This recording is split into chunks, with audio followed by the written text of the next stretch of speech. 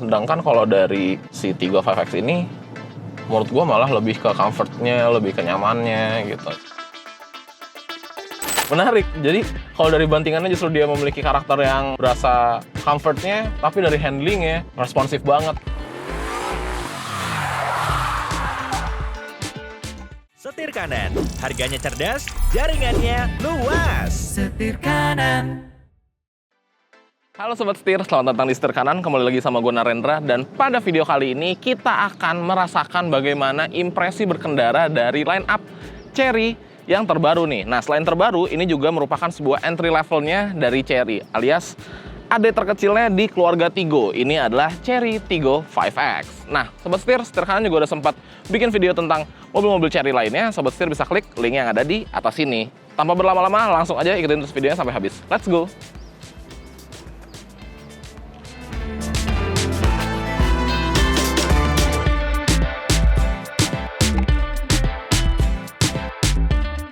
Nah, Sobat Setir, walaupun pada video kali ini memang fokusnya kita bagaimana impresi berkendaranya atau test drive ya, tapi gue juga tetap mau ngebahas tipis-tipis bagian eksterior dan interiornya juga.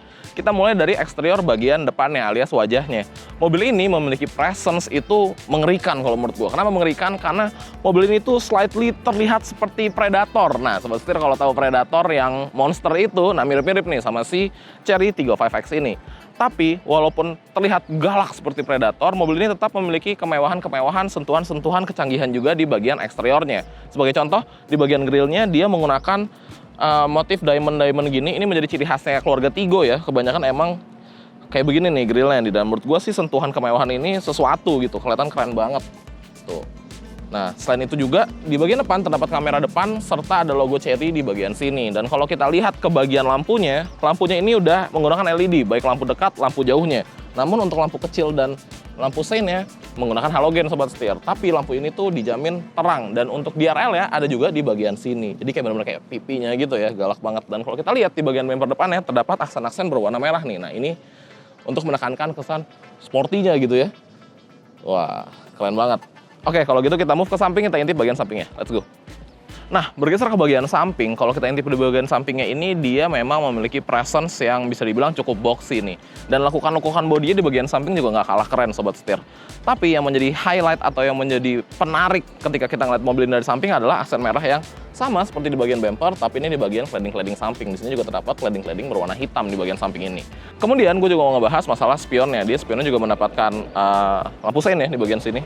Dan ada kamera samping juga. Balik lagi karena mobil ini memiliki kamera 360 Sobat Setir. Dan kemudian kalau kita lihat ke bagian bawah, bagian velgnya itu dia single tone, desainnya juga ya simple aja, manis aja, dapat diterima oleh semua orang, serta menggunakan ring 16 yang dibalut dengan ban Linglong Crosswind HP 010.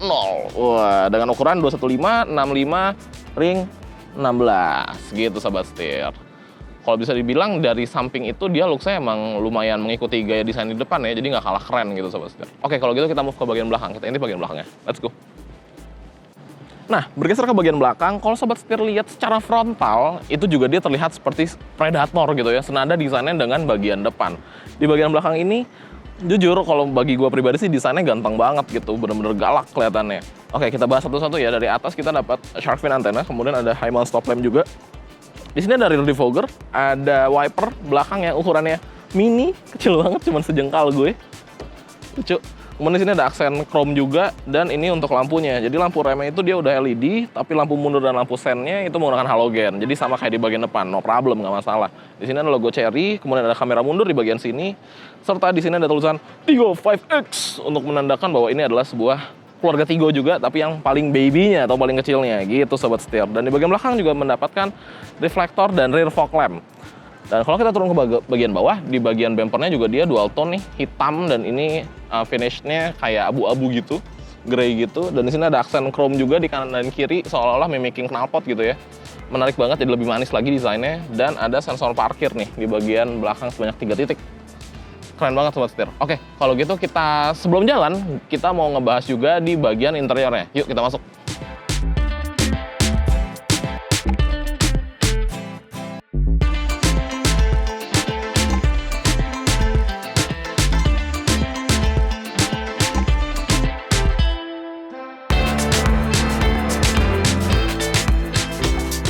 Nah, sekarang gue udah di dalam mobil, karena ini cuacanya lagi panas banget, gue mau nyalain AC-nya nih, karena gerah banget sobat setir. Tapi sebelum gue nyalain, gue mau ngebahas dulu kuncinya. Jadi dia modelnya kuncinya pipih kayak gini, tuh. Menurut gue sih ini keren banget ya. Dan dia ada 3 buttons, ada unlock, lock, dan untuk bagasi. Bahkan bisa dibilang ini desain yang sangat-sangat menarik kalau buat gue. Yuk, kita nyalain dulu. Wow, oke. Nah, AC dulu ya sobat setir bentar. Pertama yang mau gue bahas adalah desain dari dashboardnya. Jadi dashboardnya sendiri itu desainnya memang dia bisa dibilang terlihat mewah banget ya. Berasa mewah banget juga. Mirip-mirip desainnya sama salah satu brand dari Eropa, tapi tetap dengan sentuhan-sentuhan ciri khasnya dari Chery juga gitu. Keren banget. Dan dia itu menggunakan soft touch. Di sini juga leather-nya 2 warna, ada warna hitam dan warna merah juga, dan ada aksen-aksen brush aluminium gini yang nyambung dari ujung hingga ke ujung sini. Gitu sobat setir. Dan di sini terdapat sebuah head unit yang dia sudah terintegrasi juga. Dia sudah support Apple CarPlay serta Android Auto juga, dan banyak banget settingannya. Kayak ini kita ada settings, kita dapat mengatur urusan Bluetooth, sound, display. Displaynya juga ini ada temanya ada 3, kita bisa gonta-ganti tergantung dengan mood kita juga. Kemudian ada vehicle settings, di sini ada berbagai macam settingan juga kayak intelligent key-nya, clusternya, light-nya itu bisa kita atur semua.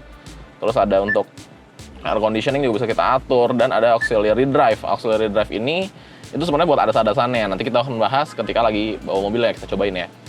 Kemudian turun lagi ke bawah, di sini ada shortcut untuk matiin head unit, ada shortcut juga untuk audio, ada shortcut juga untuk hazard, home, dan juga ada shortcut untuk EVM. Jadi kalau kita pencet, dia akan otomatis nge-display si kamera 360-nya sobat setir gitu.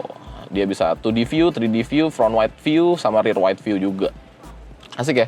Dan kalau lagi turun ke bawah, di sini ada AC yang dia tuh capacitive touch gitu. Tuh. Tapi saya pencet aja di sini nih. Dan lagi turun ke bawah, di sini ada electronic parking brake serta ada penyimpanan terbuka, ada 1, 2. Di sini juga penyimpanan terbuka nih kayaknya cocoknya untuk taruh handphone ya. Dan ada juga di sini. Gitu sobat setir. Nah, bergeser lagi ke instrumen clusternya. Ngebahas masalah instrumen clusternya, dia juga menampilkan berbagai macam informasi nih. Dia ada menunya tuh ada kurang lebih ada 4. Ini tuh masalah berkendara kita, kayak range kita berapa, consumptions kita berapa, trip meter kita udah berapa. Kemudian kalau kita geser tuh ke multimedia, terus kalau kita geser lagi tuh ke si tire pressure monitoring system, karena mobil ini sudah memiliki TPMS juga, jadi kita bisa ngelihat suhunya dan tekanan anginnya juga. Kemudian lanjut lagi, kalau kita geser dia jadi ini untuk ngedetect. Jadi kayak mobil kita gitu, terus ngedetect sekitarnya gitu. Kayak misalkan kalau ada blind spot, ada mobil, dia akan notify juga. Jadi nggak hanya dari si spionnya, tapi juga dari si instrumen clusternya juga. Dan di bagian kanan dan bagian kiri itu terdapat untuk suhu mesin dan sisa bensin gitu. Jadi bisa dilihat dari sini semua. Nah, bergeser lagi ke bagian setirnya juga enak dipegang. Dia ada buttons-nya juga lengkap, di bagian kiri untuk urusan ADAS, di bagian kanan untuk urusan multimedia dan Bluetooth telefoninya. Dan yang lebih menarik lagi, di bagian sini juga terdapat hill descent control. Jadi kalau misalkan lagi turun, kita nggak terlalu nyelonong gitu ya, nggak gitu. Bisa ketahan sama mobilnya secara otomatis. Dan yang menjadi jagoan di mobil ini adalah di bagian atas terdapat sunroof. Tuh, memang ukurannya sih nggak begitu besar ya sobat setir, tapi ini bisa dibilang cukup lah, karena dia juga bisa terbuka. Dan untuk menikmati udara-udara aja nih misalkan, atau view doang, nggak perlu dibuka, kita juga bisa tilting gitu. Asik ya. Nah, gitu sobat setir. Dan untuk urusan joknya dia warna hitam, ada aksen-aksen merahnya, di sini ada stitching. Bisa dibilang joknya sih lumayan empuk ya. Asik nih. Oke, sobat setir, tanpa berlama-lama karena gue udah penasaran banget juga, dan mungkin juga pasti sobat setir semua juga penasaran, makanya langsung aja kita cobain bagaimana kira-kira impresi berkendaranya dari si Chery Tiggo 5X. Let's go.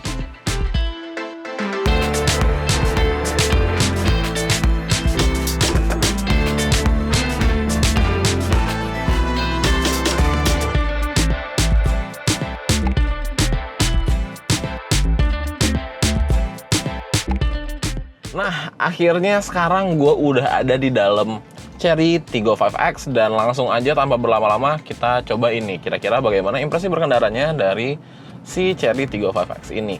Nah, sebelumnya gue mau ngebahas dulu bagaimana posisi duduk atau posisi berkendaranya. Jadi, untuk Chery Tiggo 5X ini, dia itu dapat melakukan pengaturan naik turun ketinggian joknya, maju mundur, reclining, dan setirnya juga bisa dapat diatur, adjustable juga, dia bisa tilt and telescopic. Namun semua pengaturannya masih dilakukan dengan secara manual gitu, yang dimana kalau menurut gue sih jadi cepet ya. Kalau kita pakai electric seat tuh kan maju mundurnya lumayan nunggu tuh, kalau ini langsung sat gitu. Nah, posisi yang dapat diatur itu, yang fleksibel itu bisa bikin gue mendapatkan posisi berkendara yang paling optimal buat tinggi badan gue yang di 170 cm ini.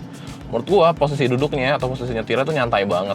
Gue lumayan nggak begitu tegak untuk badan gue, terus juga untuk tinggiannya gue bisa gue atur segala macam, dan teleskopiknya juga lumayan dekat nih untuk si kolom setirnya. Tapi memang seandainya bisa lebih ke bawah lagi, maka akan menjadi lebih baik gitu. Ini sih kayaknya emang settingannya kebanyakan mobil Chery juga kayak gitu ya, dia nggak bisa terlalu rendah untuk si setirnya gitu.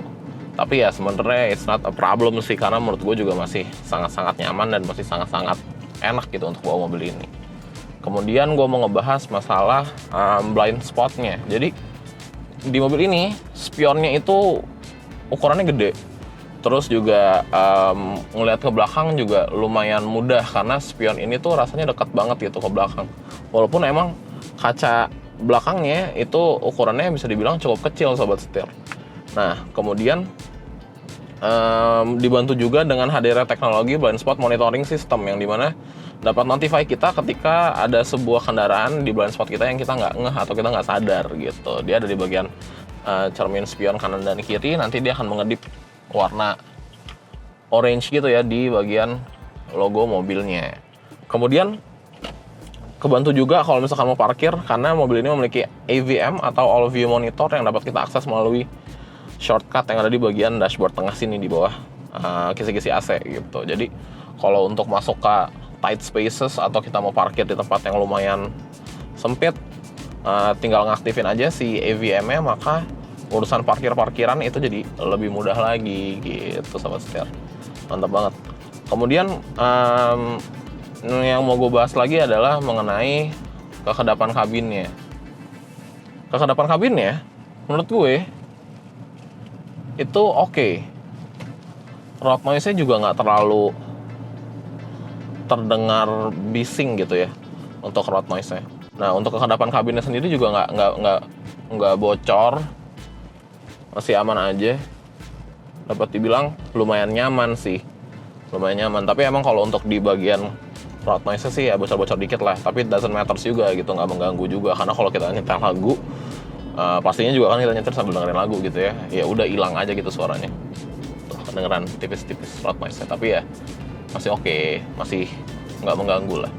Kemudian gue mau ngebahas masalah karakter bantingannya. Bagi gue, bantingannya dari Tiggo 5X ini itu enak, empuk. Enak, empuk, nggak berasa gubrak-gubrakan di dalam mobil. Bantingannya nyaman. Nanti di bagian depan ada speed bump, kita akan buktikan kira-kira bagaimana bantingannya dari si 5X ini. Oh, di depan ada jalanan yang kurang rata, kita coba buktikan. Tuh. Enak banget sobat setir nih, ada sambungan itu ya kayak jembatan kecil.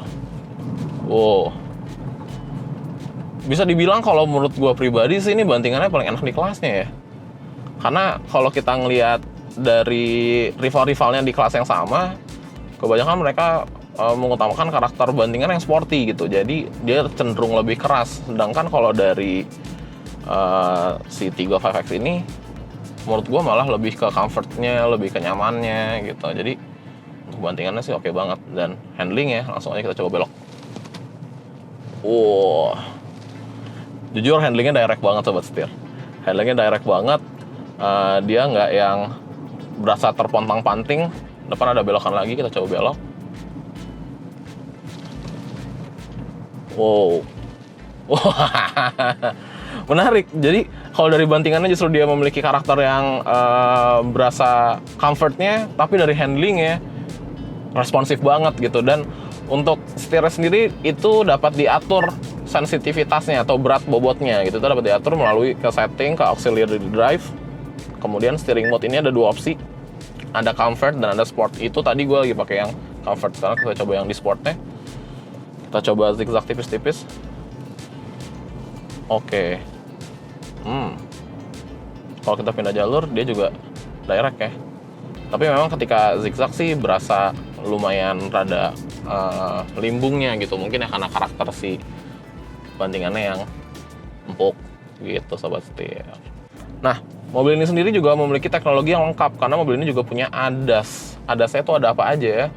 ADAS-nya itu kita dapat lihat dari head unitnya itu ada lane departure warning, ada lane departure sensitivity juga dapat diatur, ada high atau low, kemudian ada BSD atau blind spot, terus juga ada distance warning, ada AEB atau bisa dibilang automatic emergency braking juga ada, kemudian ada RCW atau rear collision warning, dan ada pre-collision warning system juga. Dan mobil ini juga memiliki ACC atau adaptive cruise control. Jadi ketika di jalan tol kita lagi pakai cruise controlnya, kita aktifkan ACC-nya, maka mobil dapat menjaga jarak dengan kendaraan yang di depan. Selain itu, ketika kendaraan yang depan juga rem mendadak atau mau melankan kendaraannya, kita juga otomatis ikutan ngerem. Jadi kita ngelok radarnya ke mobil yang di depan. Yang dimana menurut gue teknologi yang sangat canggih yang diadopsi di entry levelnya dari Chery ini gitu. Nah sobat setir, gue mau ngebahas masalah performanya. Jadi kalau 305X ini kan dia berada di kelas melawan Race Rocky, WRV, dan juga ada Sonet gitu. Tapi kalau sebagian dari lawannya ada yang menggunakan mesin turbo, sedangkan 305X ini adalah tim NA. Jadi dia menggunakan naturally aspirated 1500 cc yang menghasilkan tenaga di 112 horsepower dan torsinya di 138 Nm. Kira-kira bagaimana impresinya? Coba kita gas ya. Coba kita gas. Oke, ini gue udah floor down nih. Oke, wow. Sebenarnya kalau dibilang mobil ini apakah dia tenaganya yang meledak-ledak gitu alias besar banget gitu? Enggak juga. Tapi kalau dibilang underpower juga enggak. Jadi ya menurut gue sih pas aja, pantas aja gitu. Memang mobil ini memiliki tenaga yang seperti ini, 112 horsepower dan torsinya di 138 Nm. Karena memang kita juga sama-sama tahu ya bahwa mobil ini tuh emang fokusnya bukan untuk kebut-kebutan, bukan fokus untuk kencang-kencangan, tapi fokusnya bagaimana berkendara dengan lebih irit, dengan lebih nyaman, delivery tenaganya juga nggak yang ngagetin sang pengendara juga. Ya menurut gua mobil ini cukup representing gitu. Coba kita gas lagi ya. Ini gua udah floor down banget. Tuh. Oke. Oh dia di atasnya lumayan berisi nih sobat setir. Oke, jadi untuk di bawah dia memang berasa nggak sepowerful itu ya, tapi di tenaga atasnya sih lumayan ngisi gitu. Jadi yang bikin mobil ini juga nggak kalah fun to drive-nya gitu sobat setir. Asik. Kalau kalian tim apa nih? Tim turbo atau tim NA? Kalau gue sih tim apa aja, yang penting di bawahnya nyaman dan enak. Wah, gokil. Oke. Kita udah ngebahas banyak aspek dari impresi berkendara mobil ini. Saatnya kita melakukan pengujian seperti biasa. Kita akan coba kira-kira akselerasi dari 0 hingga 100-nya dapat berapa nih si 305X. Yuk, kita cobain.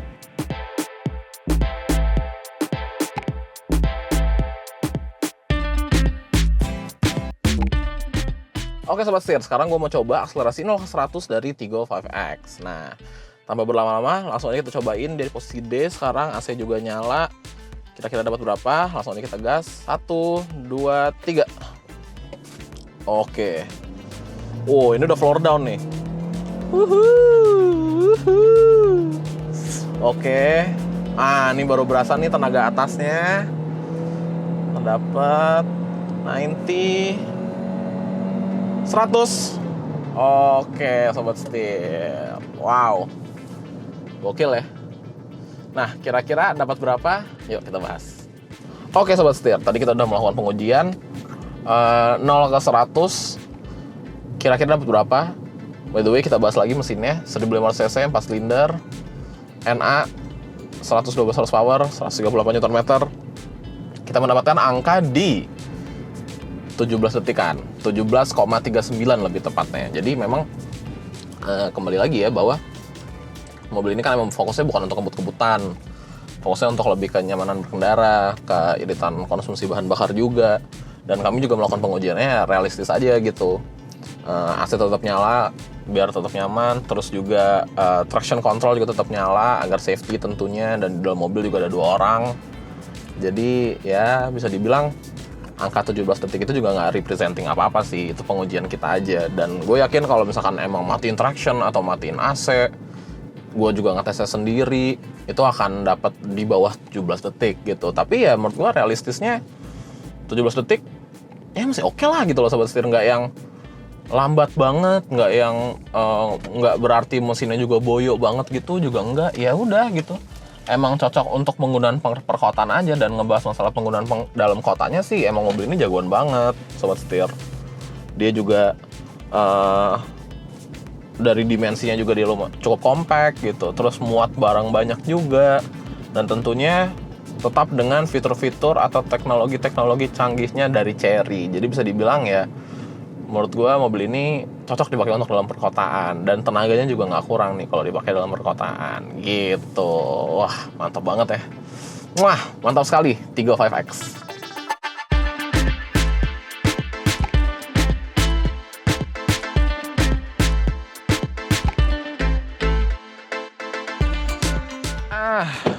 Oke sobat setir. Jadi untuk Chery Tigo 5X ini itu warnanya ada macam-macam, tapi yang menjadi favorit gue adalah warna silver yang kayak ada di unit sebelah gue ini. Dan untuk trim levelnya dia ada 2 opsi, ada yang klasik dan ada yang champion. Dan untuk yang klasik sendiri itu dibanderol dengan harga 269 juta rupiah, dan untuk yang champion itu di harga 259 juta rupiah, yang dimana itu merupakan varian atau trim level yang tertingginya yang ditawarkan di Chery Tigo 5X. Nah, mobil ini itu cocok banget nih untuk sobat setir semua yang sedang mencari mobil pertamanya, atau sobat setir yang cinta akan fashion misalkan, dan ingin mencari mobil yang juga senada dengan hobinya alias fashion, atau mungkin keluarga baru, anak 1 atau anak 2, cocok banget sama 5X ini. Kenapa? Karena mobil ini bisa dibilang ukurannya compact, dia juga teknologinya canggih, fiturnya lengkap, dan yang paling penting harganya bersaing nih sobat setir jika dibandingkan dengan rival-rivalnya. Oke, kalau gitu jangan lupa untuk klik like, komen, dan subscribe, serta follow TikTok dan Instagram kami di @setirkanan_official. Gua Narendra, sampai ketemu lagi di video selanjutnya. Salam setir kanan.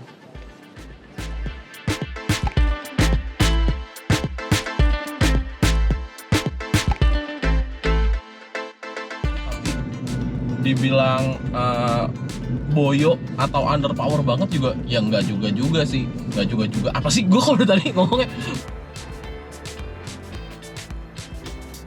Oke sobat setir, kalau gitu jangan lupa untuk klik like, lupa gue